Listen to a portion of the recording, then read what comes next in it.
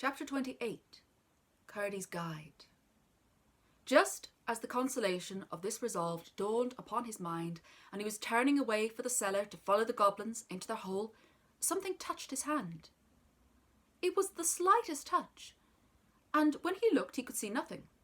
Feeling and peering about the grey of the dawn, his fingers came upon a tight thread. He looked again and narrowly, but still could see nothing. It flashed upon him that this must be the princess's thread. Without saying a word, for he knew no one would believe him any more than he had believed the princess, he followed the thread with his fingers, contriving to give Lootie the slip, and was soon out of the house and up the mountain, surprised that, if the thread should indeed be the grandmother's message, it should lead the princess, as he supposed it must, onto the mountain, where she would be certain to meet with the goblins rushing back enraged from their defeat. But he hurried on in hope of overtaking her first. When he arrived, however, at the place where the path turned off to the mines, he found that the thread did not turn with it, but instead went straight up the mountain. Could it be that the thread was leading him to his own home, to his mother's cottage? Could the princess be there? He bounded up the mountain like one of its own goats, and before the sun was up, the thread had brought him indeed to his mother's door. There it vanished from under his fingers, and he could not find it, search as he might. The door was on the latch, and he entered. There sat his mother by the fire, and in her arms, fast asleep, lay the princess. "Hush, Curdie," said his mother. "Don't wake her. I'm so glad you've come. I thought the cobs must have got you again." With heartfelt delight, Curdie sat down at the corner of the hearth, on a stool opposite his mother's chair, and gazed at the princess, who slept as peacefully as if she had been in her own bed. All at once she opened her eyes and fixed them upon him. "Oh, Curdie, you've come," she said quietly. "I thought you would." Curdie rose and stood before her with downcast eyes. "Irene," he said, "I'm very sorry I didn't believe you." "Oh, never mind, Curdie," answered the princess. "You couldn't, you know. You do believe me now, don't you?" "I can't help it. I ought to have helped her before." "Why can't you help it now?" "Because just as I was going onto the mountain to look for you, I got hold of your thread, and it brought me here." "Then you've come from my house, have you?" "Yes, I have." "I didn't know that you were there." "I've been there 2 or 3 days, I believe." "And I never knew. Then perhaps you can tell me why my grandmother has brought me here. I can't think. Something woke me. I don't know what, but I was frightened, and I felt for the thread, and there it was. I was still more frightened when it brought me out onto the mountain, for I thought it was going to take me in again, and I like the outside of it best. I supposed you were in trouble again, and I had to get you out, but it brought me here instead.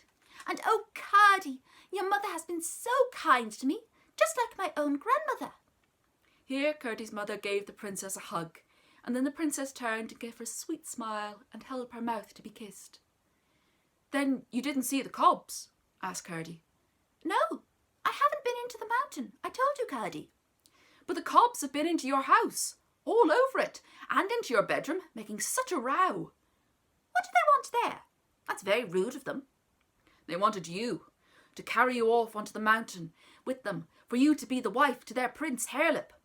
"Oh, how dreadful!" cried the princess, shuddering. "But you needn't be afraid, you know. Your grandmother takes care of you." "Ah, so you do believe in my grandmother then? I am so glad.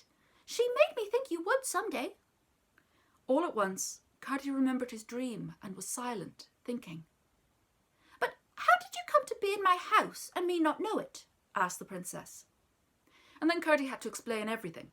How he had watched for her sake, how he'd become wounded and shut up by the soldiers, how he had heard a noise and could not rise, and how a beautiful old lady had come to him, and all that followed. "Poor Curdie, to lie there hurt and ill and me never know it," exclaimed the princess, stroking his rough hand. "I would have come and nursed you if they had told me." "I didn't see you were lame," said his mother.